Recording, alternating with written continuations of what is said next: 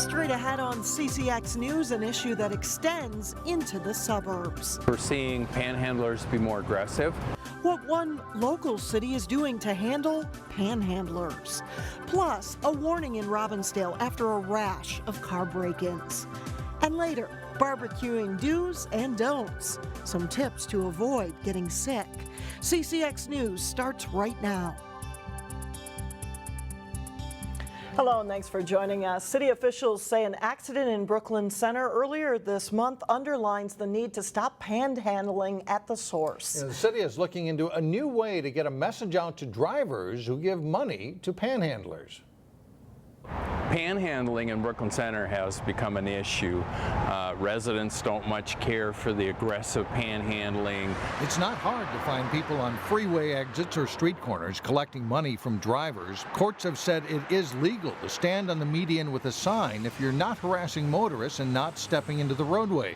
But city officials see a problem that's hard to control. We're seeing panhandlers be more aggressive and taking more risks in walking out into traffic. Earlier this month, a car hit a 60-year-old woman who police say was panhandling at the corner of Brooklyn Boulevard and Bass Lake Road.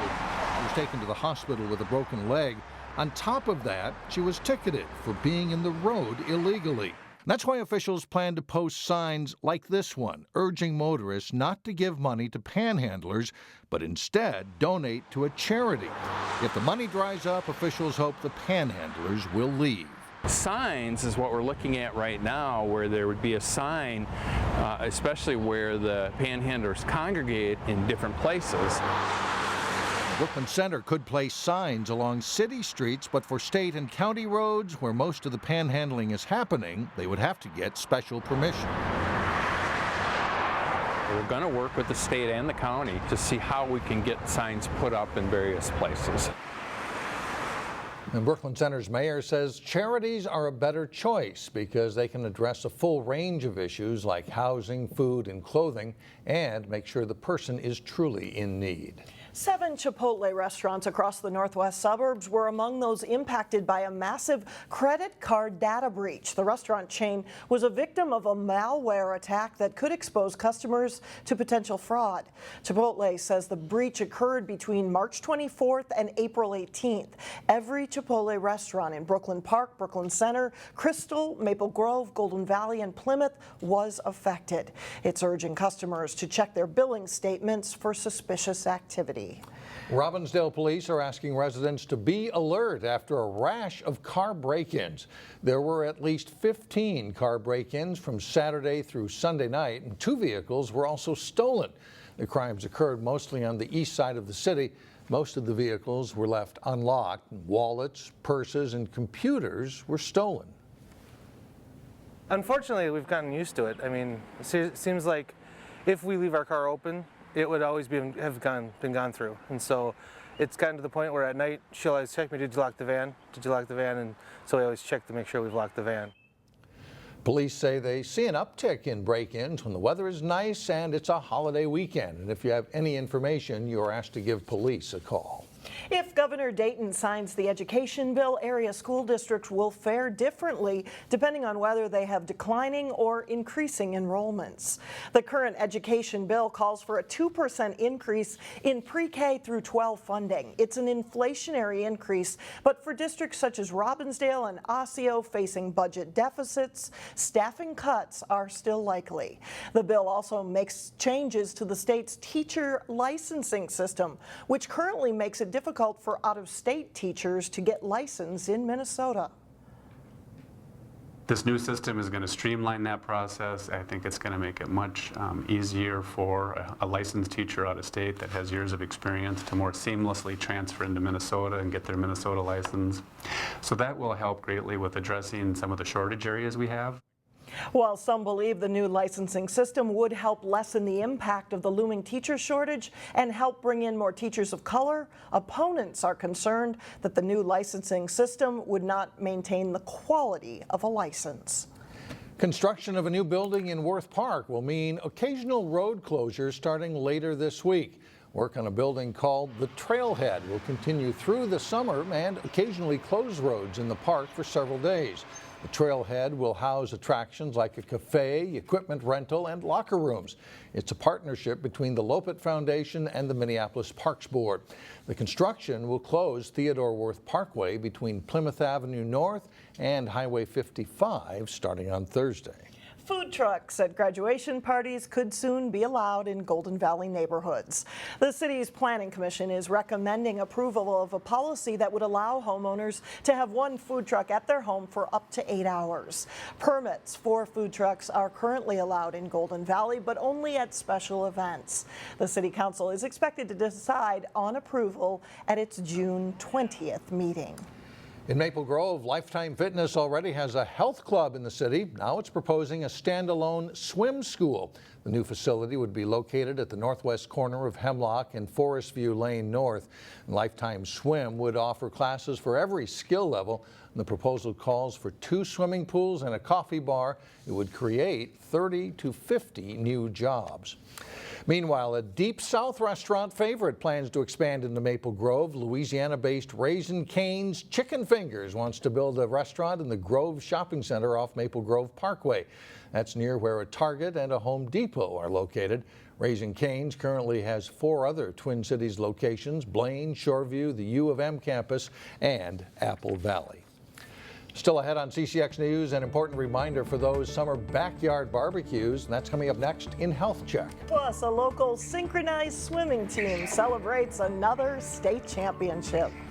But first, as we go to break, Memorial Day was a time to remember those who died in service to our country. And in Osseo, names of local soldiers who died in overseas conflicts were read. Sergeant Nicholas Torcott, Maple Grove, 4 December 2006 in Iraq. Master Sergeant Charles J. Burbis, Osseo, 9 June 1977, Vietnam. Sergeant First Class Mickey Zahn, Brooklyn Park, 28 January 2005, Afghanistan.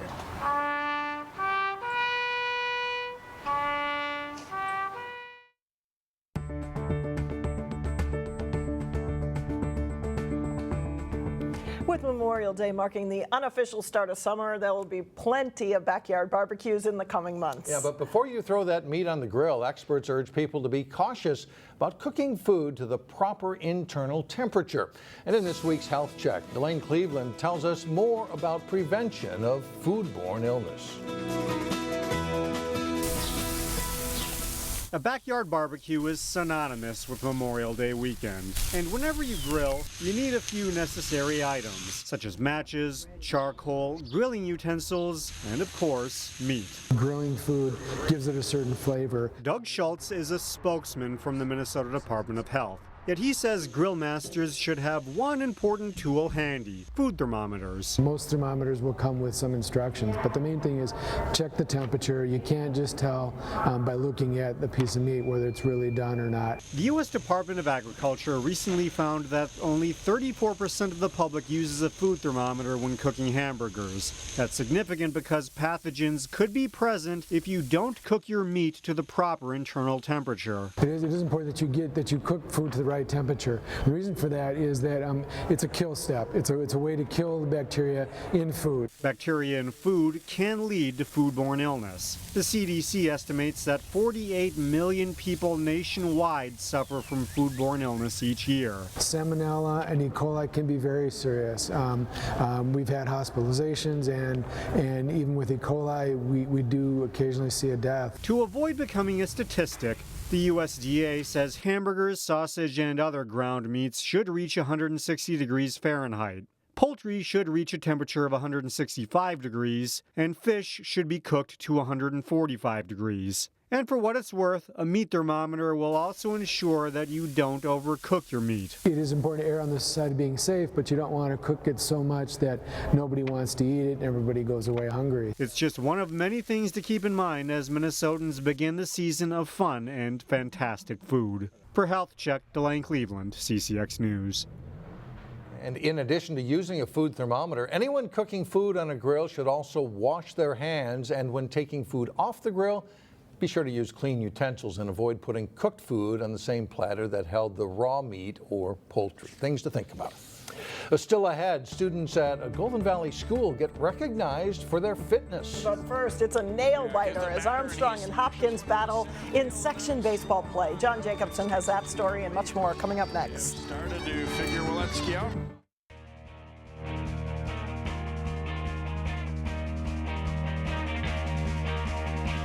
I'm John Jacobson with sports. The Hopkins baseball team survived a scare from Cooper in the opening round of the Section 6 4A tournament, rallying for a 3-2 win. And that put the Royals up against the other Robbinsdale District team, Armstrong, in round 2. Highlights from this game. One of their more intimidating Down hitters 1-0. It's Morgan Holmes responding in a big way for Hopkins, crushing a pitch over the fence and left for a solo home run, and that evens the score at 1-1 in the first.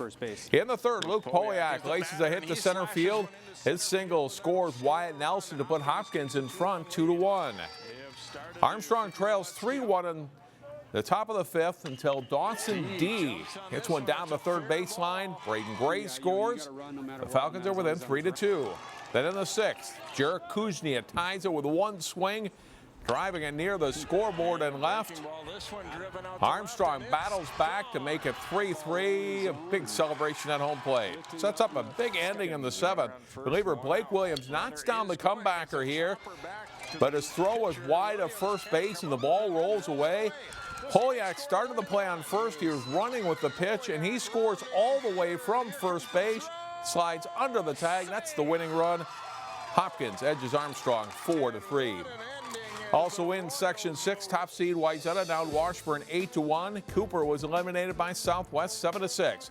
Hopkins and Wayzata are meeting today, Tuesday, in the winner's bracket final. Armstrong is facing St. Louis Park in an elimination game.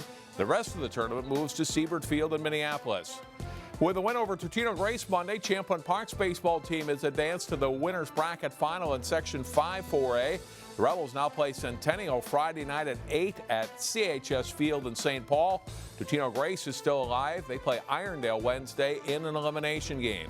Maple Grove and Osseo both open play in the Section 8 4A tournament with home games on Wednesday. In Class A, Section 4, Heritage Christian Academy is the number 2 seed behind Legacy Christian. The Eagles took on West Lutheran in a quarterfinal round section baseball game. The Eagles looking to beat the Warriors for a second time this season.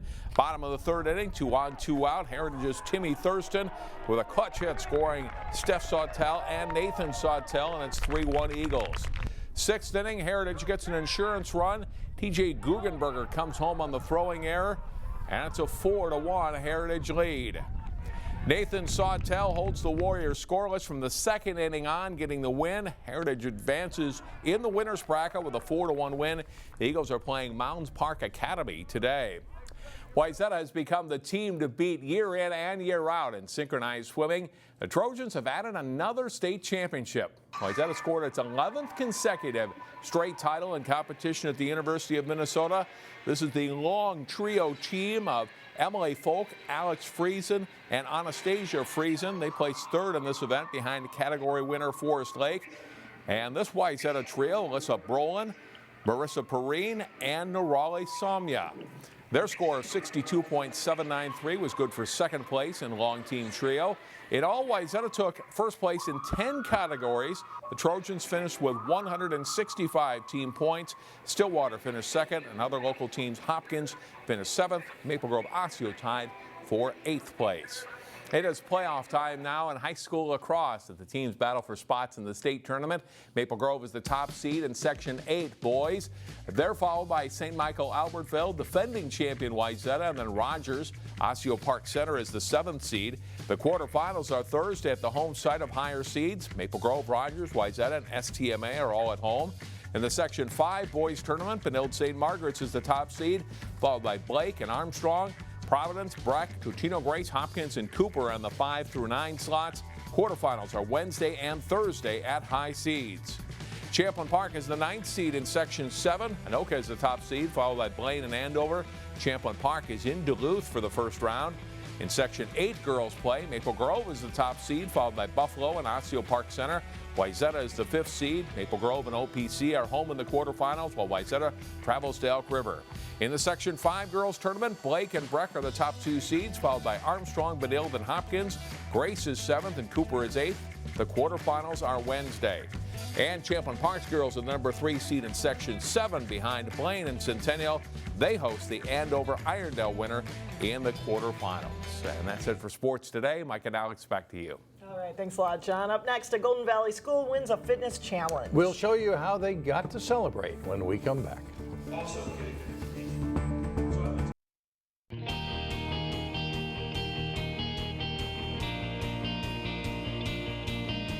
And finally, a Northwest Metro school is singled out for being fit. The School of Engineering and Arts in Golden Valley received the Step to It Challenge Most Active School Award today, and some special visitors showed up too. And we get more from Eric Nelson. Big circles all the way around. Staying active is the MO at the School of Engineering and Arts. Jumping jacks, are we ready? And the Minnesota Twins have taken notice. Getting the Minnesota Twins signing up for the Step 2 program really kind of helped put that in the forefront of their mind as we head into summer vacation. It was a good group today. We wound up with kids that had good questions, that are attentive, that really wanted the information. Today, Twins pitcher Justin Haley, strength coach Perry Castellano, and TC the Bears showed up. They saluted these elementary students and teachers who won the Step to It Challenge's Most Active School Award. We have over 130 participants sign up, families and students, and you know, it's exciting to see them come to school wearing their pedometers. In this gadget-filled world, technology is the enemy of activity, which is one reason why exercise is promoted at this school. iPads, iPhones, I mean, all those things where kids don't think about just going outside and playing a game. So here it's very important for me to promote that. The message from Haley was simple. Students need to blend fitness with academics. I had to be studying, I had to be reading, I had to get ahead in school so that I could go play these sports. The kids were definitely captivated by the Twins' presence. And they got very vocal with a special request they had for TC. In Golden Valley, I'm Eric Nelson, CCX News. Last month, the School of Engineering and Arts also had students focus on eating nutritious food. So a combination of exercise and food, and thanks to the Twins and TC Bear for recognizing them. That's great. Like some genuine enthusiasm over there. That's it for now. Thanks for joining us, everyone. We will see you back here again tomorrow starting at 4 o'clock.